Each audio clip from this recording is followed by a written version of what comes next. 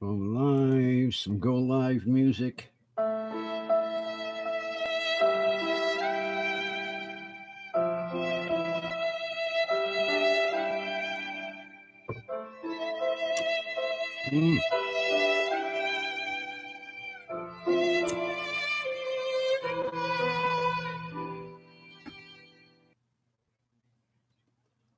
Access granted. Viewer discretion is advised. Greetings, everyone. Today's going to be kind of a multi-item commentary with a gripe. Somebody call security. You know, you got better things to do. Why don't you go out and cut my lawn? Let's get started.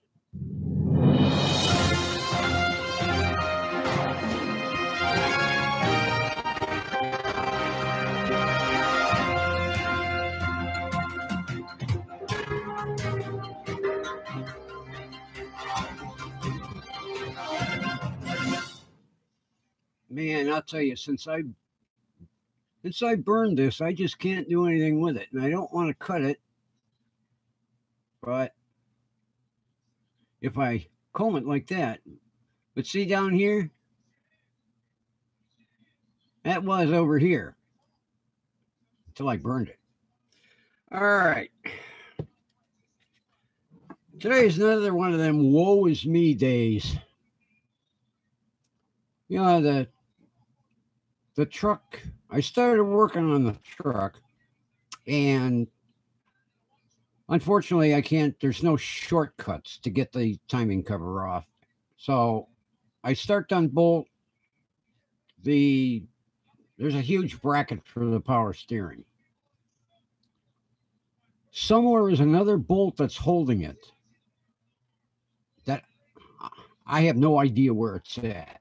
It's driving me out of my mind. So I walked away from that yesterday, mainly because my back was so sore from bending over. All right, we come to today. Jump in the van, head down to pick up all my medications. Cha-ching. Get to the traffic light as I'm getting off the freeway ramp. Just happen to look down at the dash, and the temperature needle is starting to climb and climb and climb and climb, and it's kind of teetering on the red zone. And then I reached down and I threw it into AC mode, which turns on the auxiliary blower fan, and it come back. While I was waiting for my prescriptions, it cooled down enough. Drive down, get back on the freeway. Almost the exact spot where I broke down in January in that minus 16-degree temperature. We go into the red zone, so I pull over, throw on the four ways. Okay?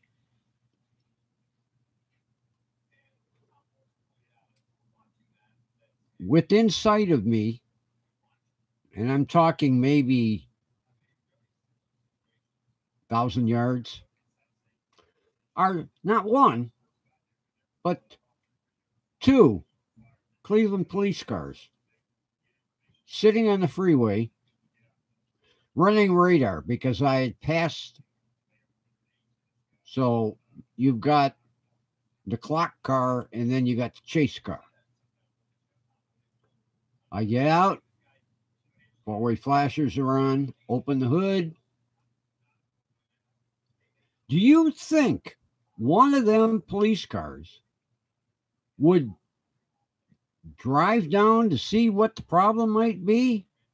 It's obvious I'm old, old man with beard, gimping around, hood open, four ways going. Nope. So I shut it off. I shut the four ways off because I didn't want to kill the battery. Sat there for 20 minutes. Okay. I hear a siren. He stops the car and the guy pulls in right behind me. And the police car pulled in right behind him. Now, he couldn't have been 15 feet from the back end of my van. Do you think that officer would walk up to me and say, "Sir, do you have a problem?" No, not at all.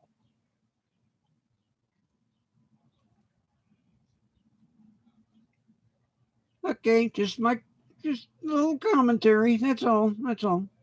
You know, got to pitch a bitch here now and then. Now my second item. And I don't understand this.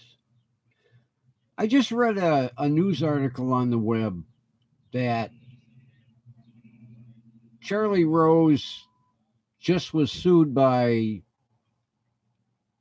3 NBC employees over sexual harassment. So while I'm waiting for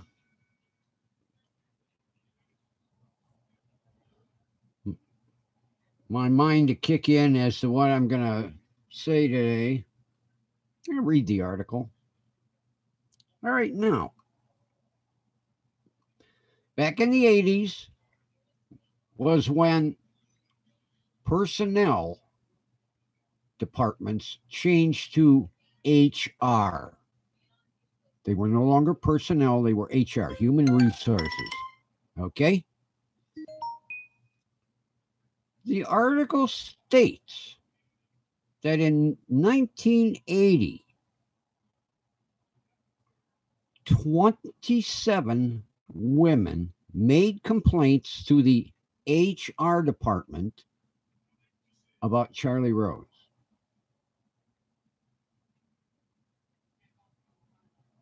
And nothing got done. You know, it's the same thing with Tom Brokaw. He's got a couple of women that have come forward from the late 80s, early 90s.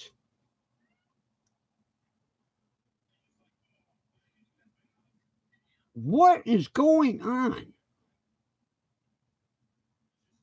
You know, I could see them maybe doubting one woman because maybe he pissed her off.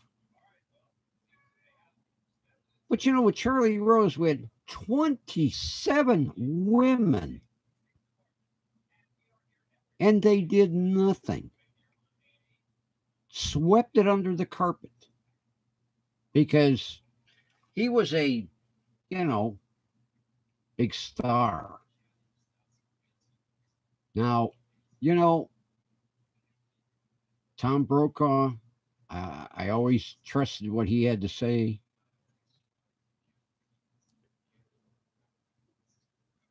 Obviously, between Brokaw and Rose, and the name slips me, the guy from,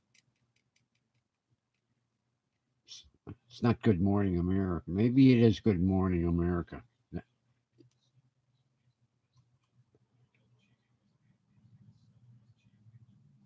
You know, as far as I'm concerned, women have the same rights as men. It's always been harder for a woman to climb that business ladder because, you know, they always had what they called the glass ceiling. You know, she could never break through that glass ceiling.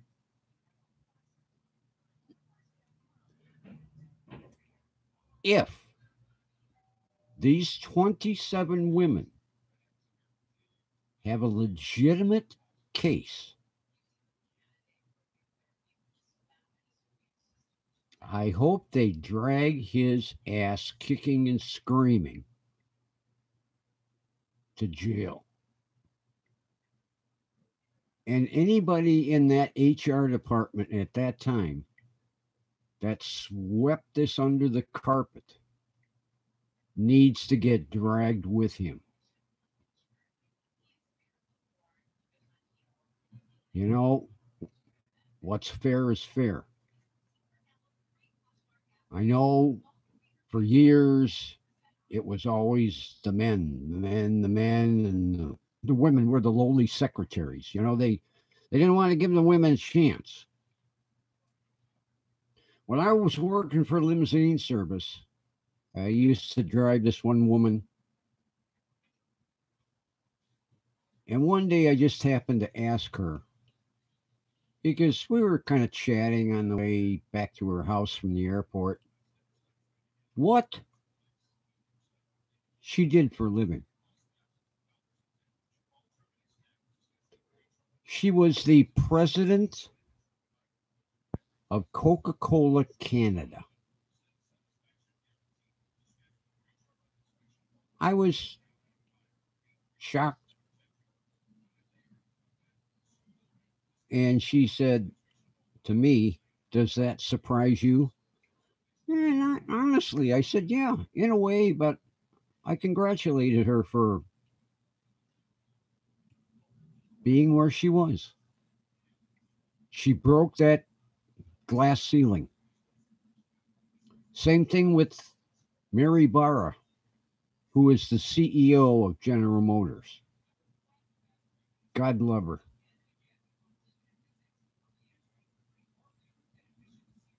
That's it. I'm through. Just kind of make a few points here. And I don't know what we're going to have for tomorrow. After I read the news story that I was going to do for today, wasn't worth it. It's kind of boring. Let me know what you think. I always appreciate the comments. Now I'm going to go out and try to play Harry Houdini and get this damn bottom bolt out of this thermostat housing on the van. The engineer that designed this, I would like to take and personally shoot after he removes the bottom bolt out of that housing, because I have no idea how the hell you get to it. It's buried underneath the throttle body, which you have to take the whole intake off in order to get to it. So I'm not going to touch that. And then they run the exhaust manifold right up around it. I have no idea. I already got some nasty skin knuckles. Tomorrow I'll probably be bandaged up to my armpits. All right, everybody. Talk to you tomorrow. I'm going to go invent some swear words. From the golden microphone of WDWLTV, it's the crab-ass grumpy old man signing off. And I will chat with you all tomorrow. Access denied. I'm being thrown off. See y'all. Bye-bye.